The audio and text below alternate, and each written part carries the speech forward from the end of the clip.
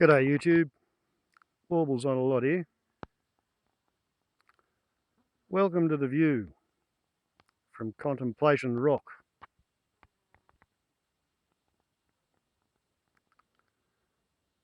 Topic for the day, Australia's violent domesticity.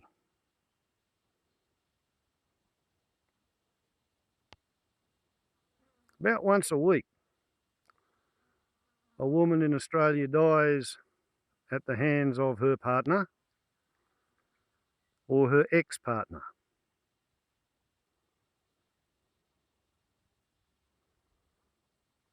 $25 million people, maybe 27 million people. So about 13 million men, and one of them a week kills their partner or their ex-partner.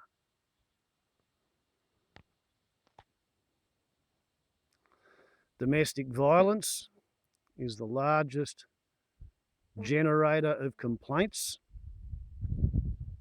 at the local police station in every town and suburb and village in the nation. Last time I discussed the matter with the inspector of police, he told me that police's prime business activity as a force was to respond to community complaints. And he said domestic violence and alcohol between them generate 85% perhaps of all complaints to the police.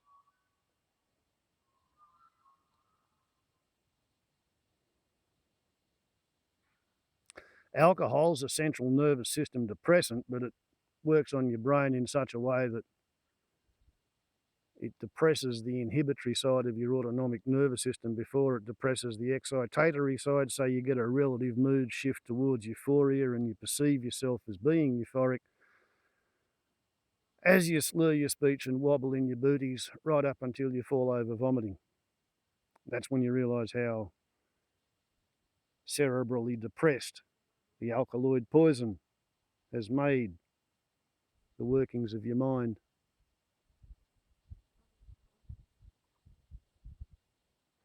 But the violence, where does the violence come from?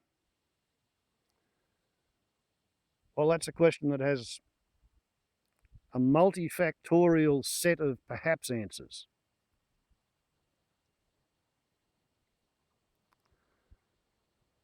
On the one hand, there's what they call the cycle of abuse. Because it's a cycle, you can start it on any one of several points. Let's say you start it with a honeymoon. After the honeymoon phase, there is a gradual build-up in tension, followed by a conflict, followed by a resolution, followed by a reconciliation, and another honeymoon phase. And it just runs around that cycle. And every time it goes around the cycle, it takes less time to complete the cycle. And every time it goes around the cycle, it becomes slightly more intense. So the threat becomes more menacing.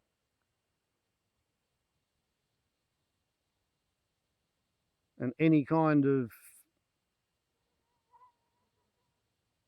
physical enforcement of the threat becomes stronger, less inhibited.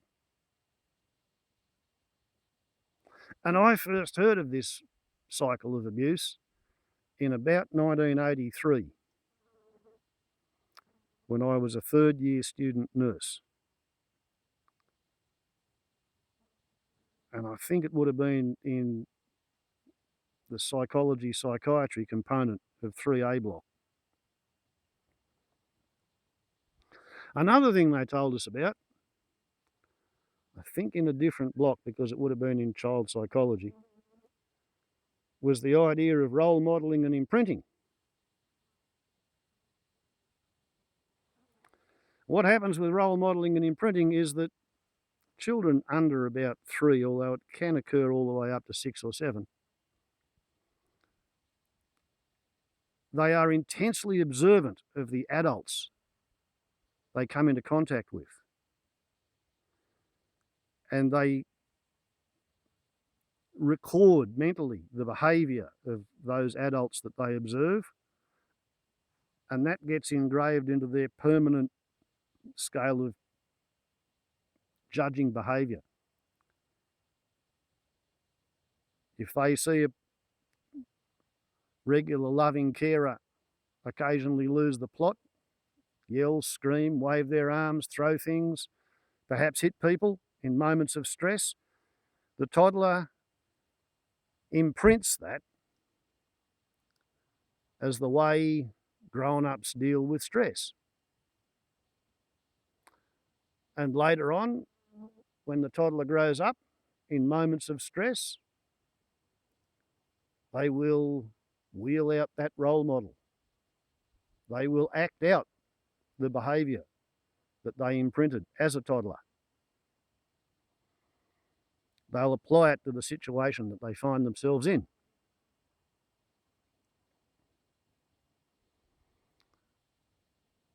So the little boy who sees his father punch his mother every Friday night when he comes home drunk from the pub grows up thinking that that's normal.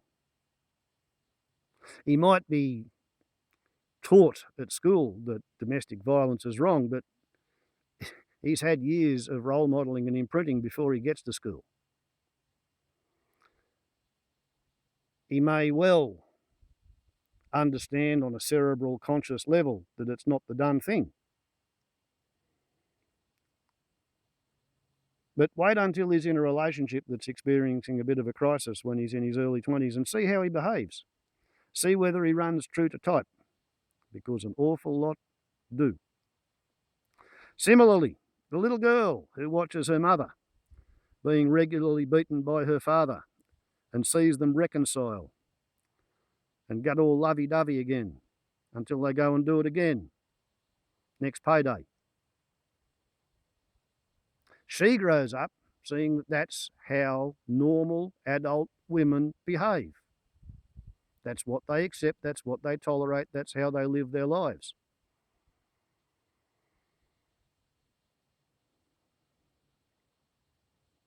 And the funny thing about epigenetics, which wasn't observed and documented and peer-reviewed and noted until many years later, is that when they reach puberty and emerge out the end of the adolescent pipeline, the little girl who watched her mother get beaten finds herself subconsciously attracted to the muscly, hairy He-Man who grew up watching his father beat his mother. Birds of a feather flock together, fools seldom differ. I like to call it the principle of equal damage. People who've grown up with equal amounts and equal types of psychological damage in childhood tend to be able to relate to other people in a similar situation who come from a similar history, and they seek each other out. And if they don't understand their own psychology, they are literally helpless tools of what they grew up seeing as normal.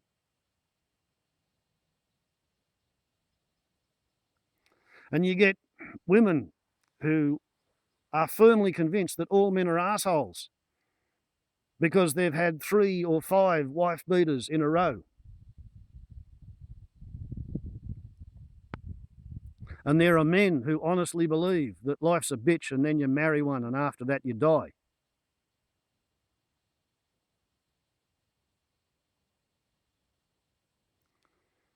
Funny thing, there's an item of apparel in Australia, a blue workman's singlet worn without a shirt, often with shorts and steel cap boots. Its colloquial name is a wife beater. You see somebody wearing a blue workman's singlet in broad daylight. If you're feeling risky, you can say to him, "Oh, see, you got your wife beater on." Watch the contortions on his face as he processes that one, because he knows what you mean. He knows what you mean. It's called a wife beater because so many blokes who are wife beaters habitually wear those bloody things.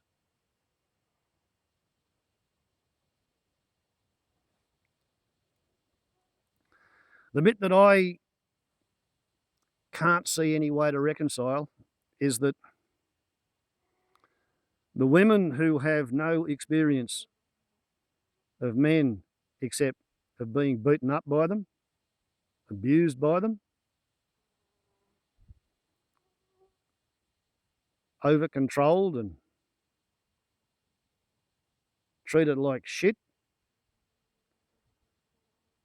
they get the idea that all men are like that.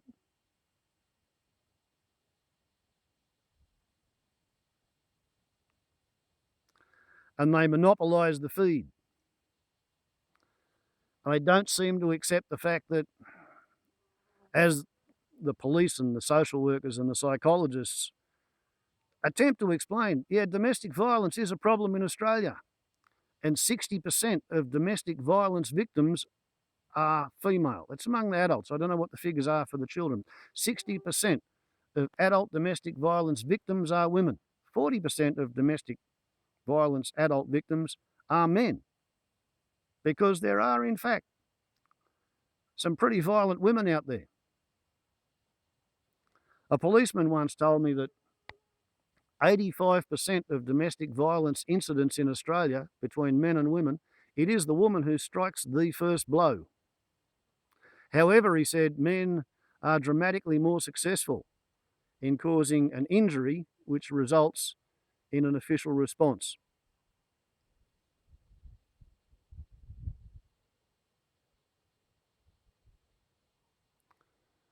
Another thing that I learned after I finished my nursing training and got out into the big bad outside world is that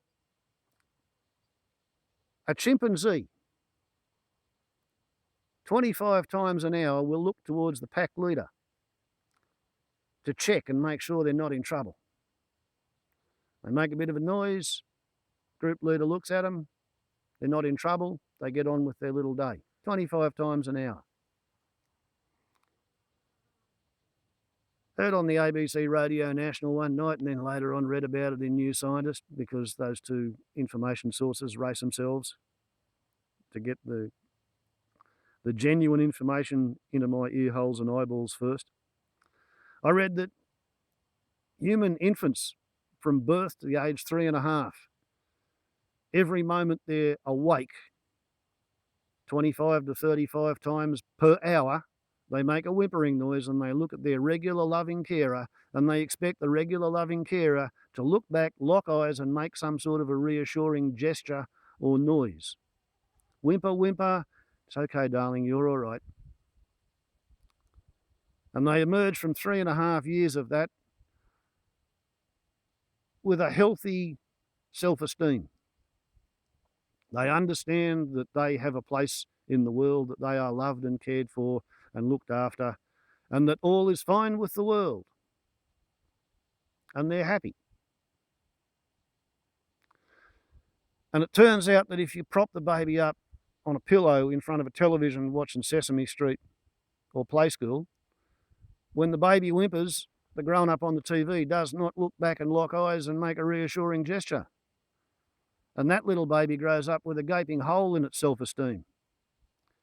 And when it goes to kindergarten and sees some other kid with their hair done, their face cleanly washed and wearing a clean uniform with their shoes shined and a happy little smile on their face, the kid with a hole in the self-esteem gets the happy smiling kid in the sandpit and punches them and makes them cry.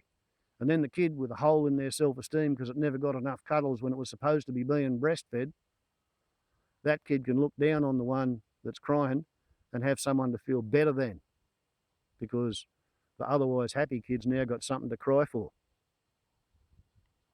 Whereas the kid with a hole in its self-esteem, it's been crying itself to sleep all its bloody life. And if nobody tells the young children who are going to grow up to become the young adults, who are going to become the young parents, about all this shit, then they don't know. They don't know any better. They're in the category of forgive them, they know not what they do. And they make the best of what they find with the ignorance that they're driven by. And it's not considered abnormal to take your kids to long stay daycare and leave them to the mercies of a high school dropout who's on minimum training wages, maybe a 17-year-old versus 8 toddlers. And a couple of generations, maybe 5 or 6 generations of humans have raised themselves as brat packs in the sandpit because their parents thought it was more important to go and be double income families, to have what they call hallway sex, where one parent's going out to work while the other parent's coming back to look after the children, and they scowl at each other and say, get fucked in the hallway as they pass. Hallway sex. And they try to mark their success by how many flat screen TVs they have in every room in the house.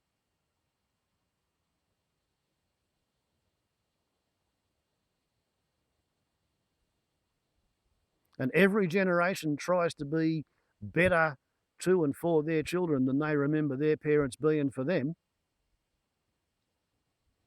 So I suppose if you trace it back to the fact that Australia began, the nation that calls itself Australia, as a British imperial penal colony. And if there was one thing the British imperialists were good at, it was brutalising convicts, prisoners, conquered races. People used to be sentenced to lashes with the cat o' nine tails in lots of a dozen or a score lashes or more. A score is 20. So you might get told you're going to get 3 score lashes. 60 stripes with a cat o' nine tails. Some places they'd only give you 25 hits in one go, and then they'd let you heal up before they gave you the rest. Australia has grown out of a brutalised population, which for generations considered that children should be seen and not heard. And if the kid had other ideas, they would be smacked down.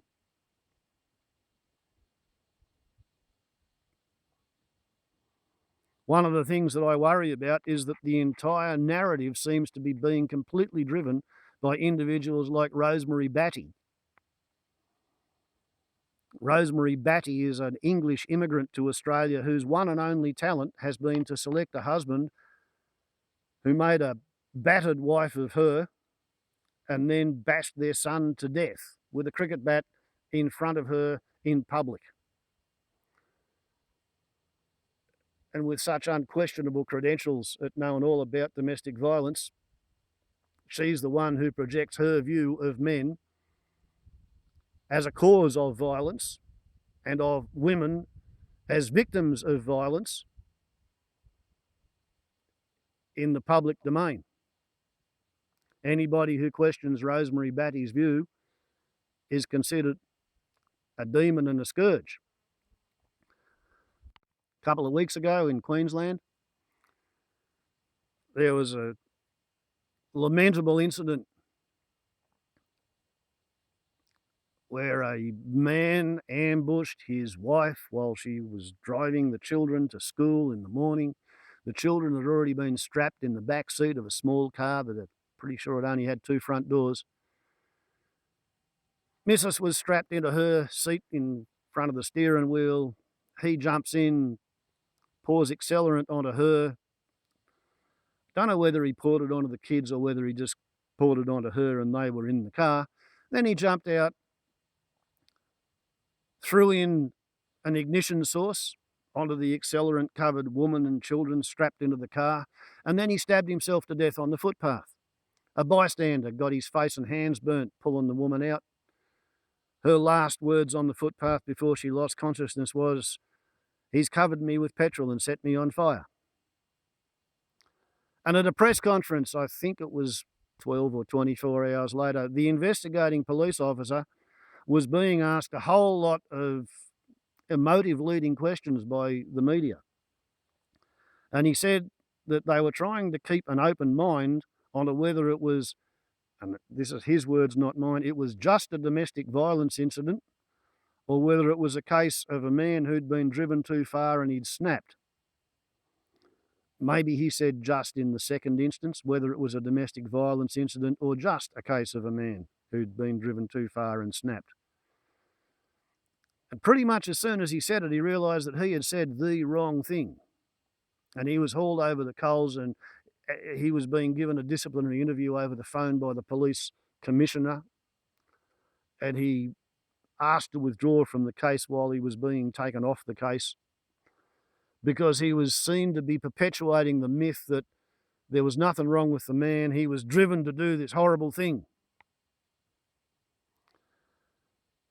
A lady called Bettina Ant, who'd been given an Order of Australia for her work in raising consciousness on matters of sexual inequality between men and women, she spoke in support of the policeman and said that what he'd really done was he'd failed to stick to the feminist narrative.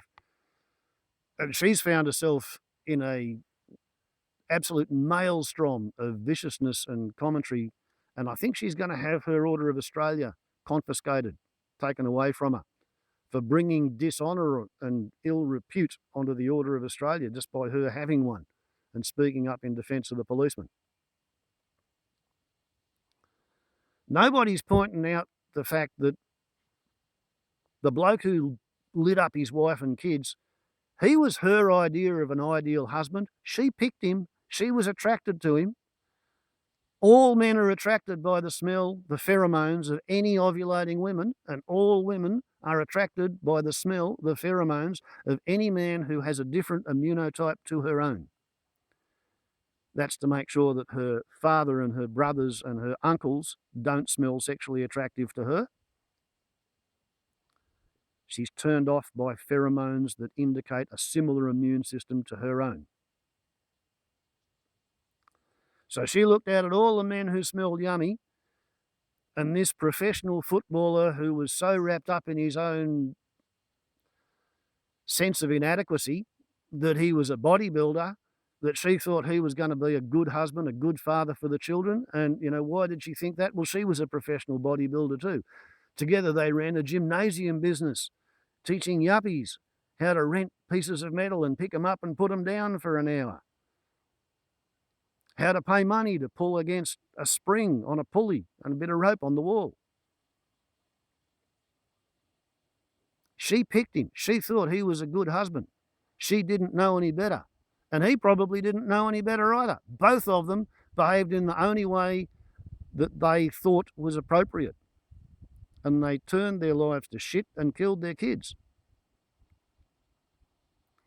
And until somebody recognises the fact that it takes two to tango, and every violent family produces just as many women who think violence is normal as it produces men who think violence is normal, then nothing's going to stop those people who are equally damaged from seeking each other out and breeding and going another round of misery as the abuse cycle just chews them up and spits them out and treads on them because they know not what they do. And there's an entire industry that's set up to make it mysterious when we've known what the facts are for 30 bloody years.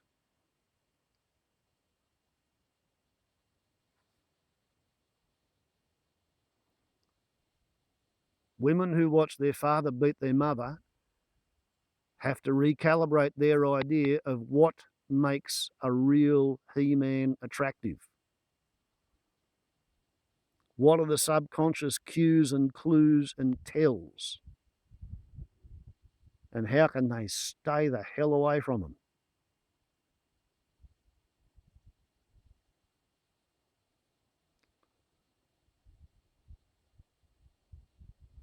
Men who can't get it into their head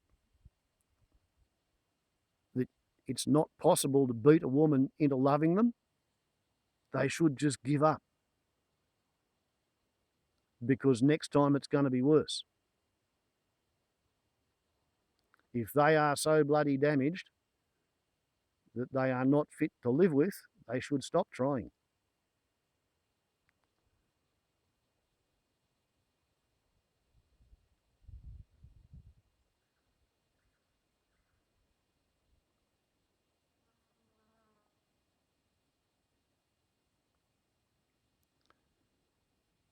But the bottom line is that dysfunctional units are dysfunctional units, and they're going to behave as dysfunctional units.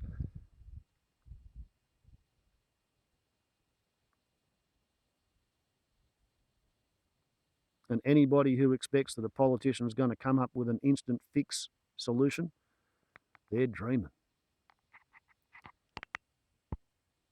This is a problem that's built in to Australian society. The only thing that I know that would fix it would be to copy the Swedish system of giving 1 hour of formal lessons in class from age kindergarten to the end of high school on the topic of human reproduction.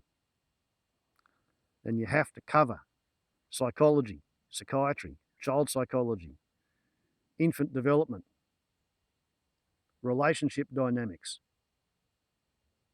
counselling theory, because 500 hours is too much time to talk about anatomy and physiology and plumbing and what goes where.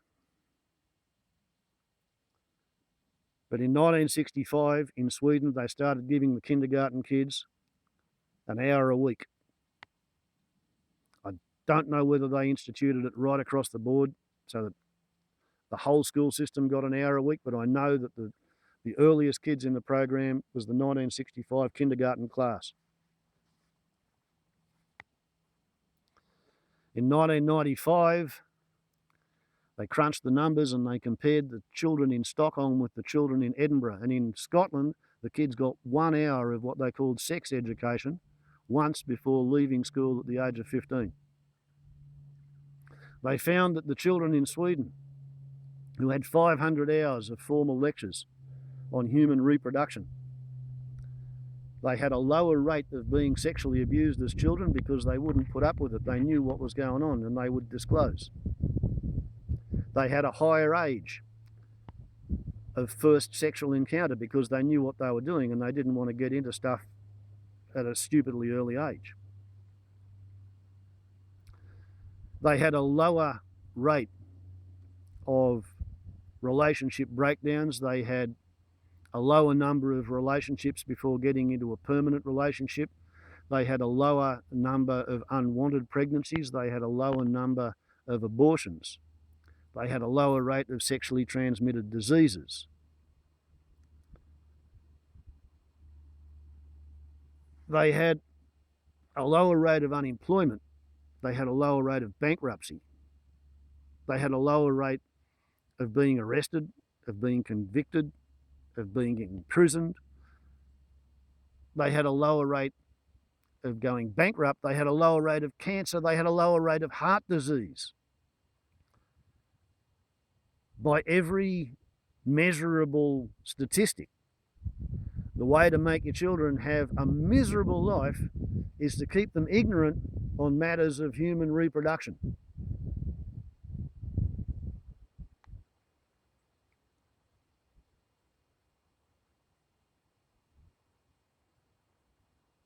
After 20 years, in the 1980s, the Swedes had such a educated, aware population that they voted for a system whereby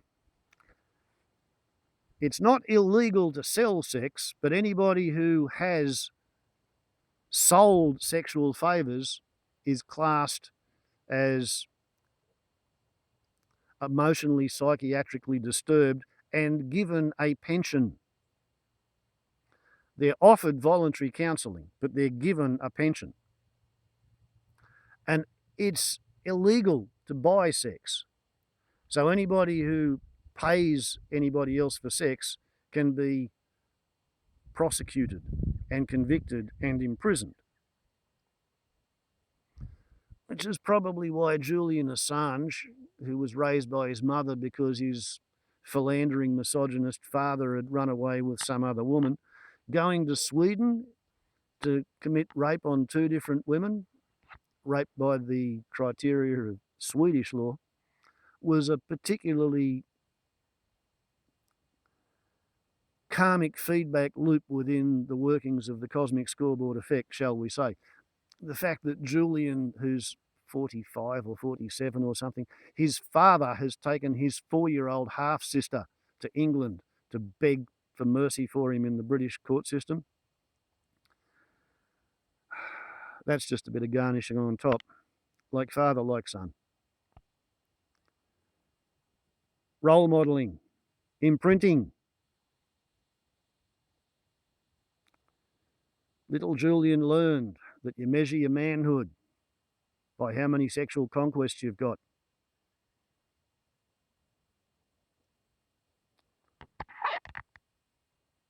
And you can get away with that sort of shit when you're young, but the older you are, the more you're supposed to wake up to yourself. And that's a thing that Julian never ever done.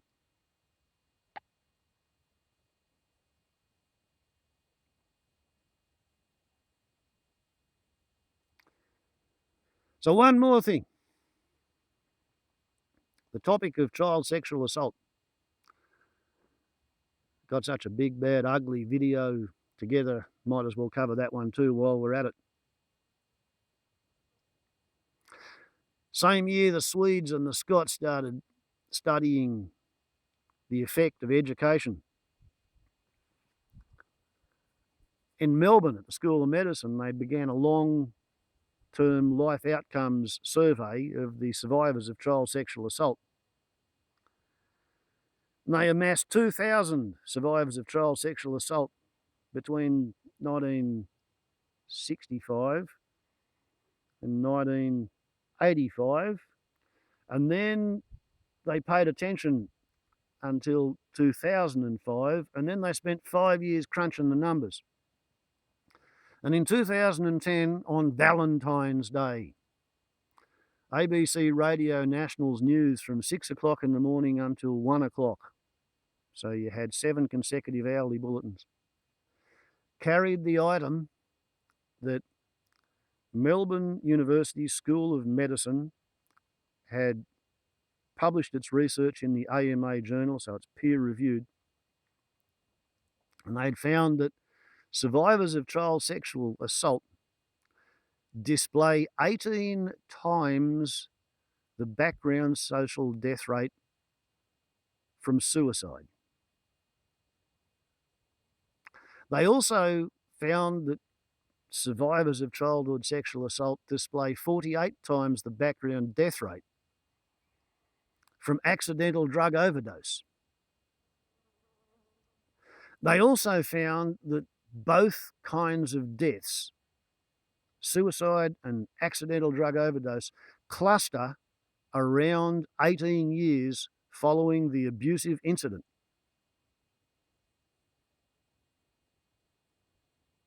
For comparison, be it known that military service doubles your suicide death rate,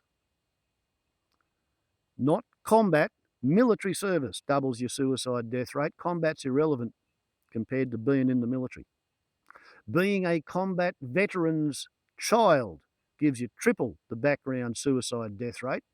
These are different figures from the Australian Institute of Health and Welfare Statistics in Canberra. About the time the referendum was being held on whether same-sex attracted marriage should be lawful in Australia, and the referendum said it should be, and it's now been carried as law.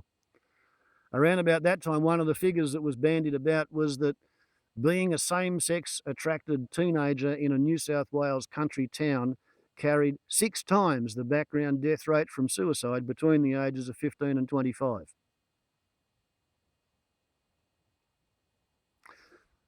So being sexually assaulted as a child, in terms of suicide, it's 6 times more deadly, dangerous, murderous than having a combat veteran as a parent. 9 times more dangerous than being in the military. And it's not necessarily the combat that causes the suicide, it is the brutalisation and depersonalisation so that one can be repersonalised, reprogrammed during basic training, which apparently does the damage and causes the suicidality or suicidal ideation in military veterans. So what all this kind of boils down to is that the existing legal system, the judicial system, the law enforcement system is almost perfectly evolved and designed and fine-tuned to demonise today's victims of the previous generation's parenting failures. The people who go to jail for beating up their missus or beating up their husband are the ones who grew up watching their parents beat the shit out of each other. The people who are jailed for looking for pain relief are the people who were fucked as children. The people who kill themselves among the young. Now, bear in mind, 65% of Australia's suicides are people over 75. But among the young, somebody kills himself, go back 18 years and have a look at their life and see who it was who sexually abused them. And then you'll have some kind of an understanding into what the hell went on.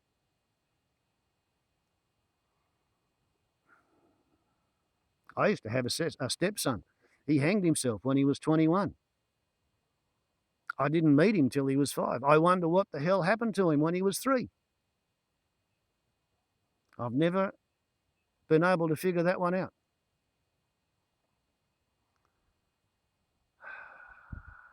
But there you go. There's a few little insights into Australia's violent domesticity and why it is so. Courtesy of Contemplation Rock. Wherein at, unless I be mistaken, after a rant like that, I spy with my little eye a bottle of Cooper's with which to lubricate one's throat after such a long and essentially depressing, if illuminating, warble.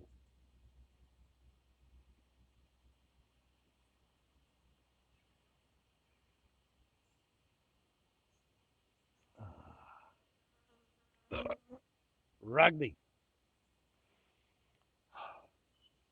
as they say, in the YouTube drinking community.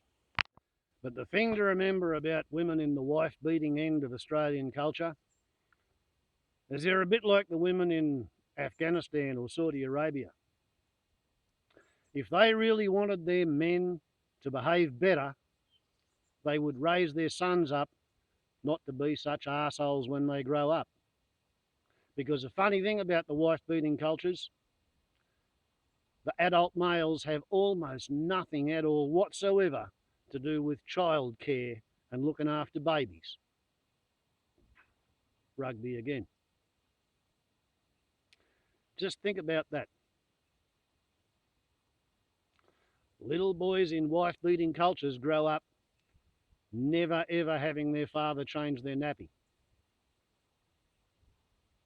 If women in wife-beating cultures wanted their husbands to behave better, or wanted the men in their culture to behave better, they would not raise their sons to be such self-centered, domestically helpless assholes.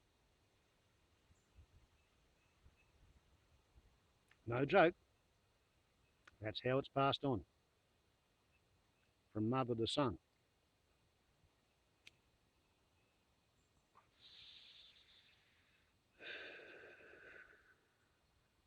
and father to daughter. Smooth, eh?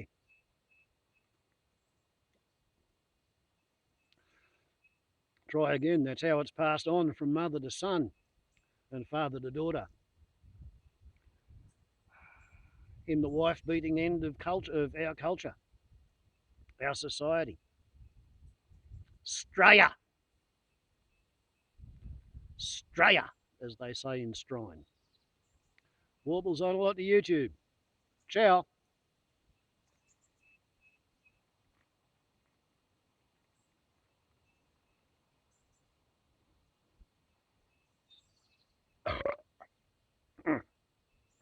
Rugby again.